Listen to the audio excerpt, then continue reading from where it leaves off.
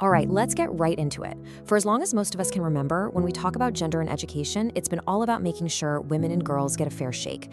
And that's been hugely important. But there's another story unfolding right now. A totally different gender gap is quietly turning into a massive crisis. And it's probably not the one you're thinking of. Okay, look at this. 35%. Just that number. Any idea what it could be? I'll tell you. It's not just some random piece of data. This single number, it's a huge clue to a massive shift happening in our colleges and universities as we speak. So what is that 35%? Well, that's the percentage of men who enroll in a 4-year public college and actually graduate in 4 years. Let that sink in. This isn't some small statistical quirk. No, this is the very heart of a huge problem in higher education. And that number gets even starker when you put it side by side with women. So you've got 35% of men graduating on time. For women, it's 46%. That's an 11-point gap. Think about it this way. For every 2 guys you see in a cap and gown, you're gonna see almost 3 women. That's a huge difference. This has gotten so pronounced that researchers, social scientists, now have to treat being male as an actual statistical risk factor for not finishing college. It's right up there with other well-known risk factors like having lower family income or lower test scores. The numbers are just undeniable. Simply being a guy puts you at a higher risk of dropping out. So that's the what. We've got this massive growing gap. But the real question, the one everyone wants to know, is why? Why is this happening? And that's where things get, well, really complicated. Yeah, this is where the story takes a turn and becomes a genuine mystery.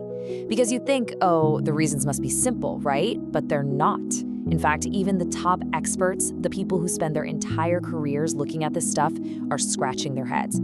Okay, so the first place your mind probably goes is money. You think, well, maybe guys are dropping out to take good-paying jobs in the trades or something that doesn't require a degree. Makes sense, right? Except the data just doesn't back that up.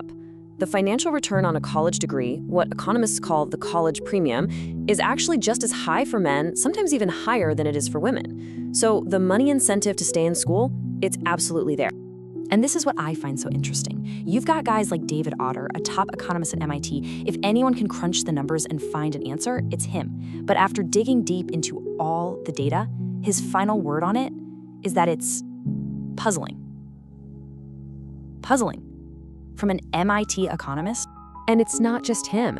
Over in the UK, the person who used to be in charge of all university admissions, Mary Cook, she looks at this trend and says she's just baffled. These are not people who get confused easily. They deal with complex data all day long. So you add it all up, all the research, all the statistical models, everything, and there's no easy answer.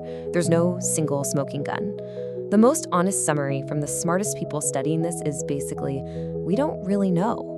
But we don't know is a pretty unsatisfying answer, isn't it? So while there isn't one simple explanation, scholars have started to zero in on a couple of really interesting clues. They're not the whole story, but they might point us in the right direction. All right, clue number 1 is actually biological. It has to do with how our brains develop. There's this part of your brain right up front, the prefrontal cortex. It's basically your CEO. It handles long-term planning, self-control, not hitting snooze for the 8th time. And the science shows that this part of the brain just develops more slowly in boys. It often doesn't fully catch up until their early 20s. So one theory is that when an 18-year-old guy gets to college, his brain might just not be wired yet for the kind of executive function and discipline that college life demands. Okay, the second clue is less about biology and more about culture. Some researchers are calling it the aspiration gap. Think about it. For decades, the message to young women has been loud and clear. Education is your ticket. It's the path to independence, to a career, to shaping your own life. And that message has landed. It seems to have created a really powerful internal drive and focus on academic achievement for a lot of young women. And look at how radically this has changed over time. If you go back to 1980, high school boys were the ones who were more likely to say, yeah, I expect to get a 4-year degree. But fast forward to the early 2000s, and the whole thing has done a complete 180. Suddenly, it's the high school girls who are way more likely to have that aspiration. That is an incredible turnaround in just a couple of decades. So this really changes how you think about the problem. For generations, the challenge for women and girls in education was about breaking down external barriers, fighting against a system that held them back. It was a fight against something out there. But now, for a lot of boys and men, The struggle seems to be coming from the inside. It's an internal battle for motivation, for direction, for a sense of purpose. Okay, so we have this really clear trend. The stakes are obviously incredibly high, so what are we doing about it? And this is where we get to what might be the most troubling part of this whole story. Remember Mary Kiernan-Cook, the former UK admissions head who says she was baffled? Well, she has another word for how we're responding to this problem. She calls it a massive policy blind spot. It's like our whole system, our government policies, our university programs, even our scholarships, is still operating on an old map, and it just hasn't noticed that the landscape has completely changed. And you can see why it's so hard to make new policy. There's this fantastic metaphor to describe the situation. It's like the needles on every compass on Earth suddenly reversed their polarity.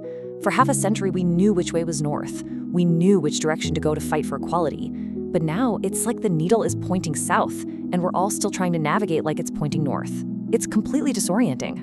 Which brings us to a really challenging, maybe even uncomfortable conclusion. If what we're really after is gender equality in education, true equality, then the conversation has to change. You can't only focus on the very real barriers that girls and women still face. The data is screaming that we also have to pay serious attention to the very different challenges that boys are facing.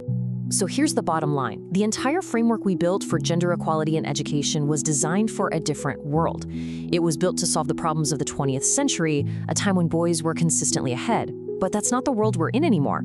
So the massive question we have to leave you with is this: how do we start adapting all of those policies and maybe even our own mindsets for the reality of this world right now?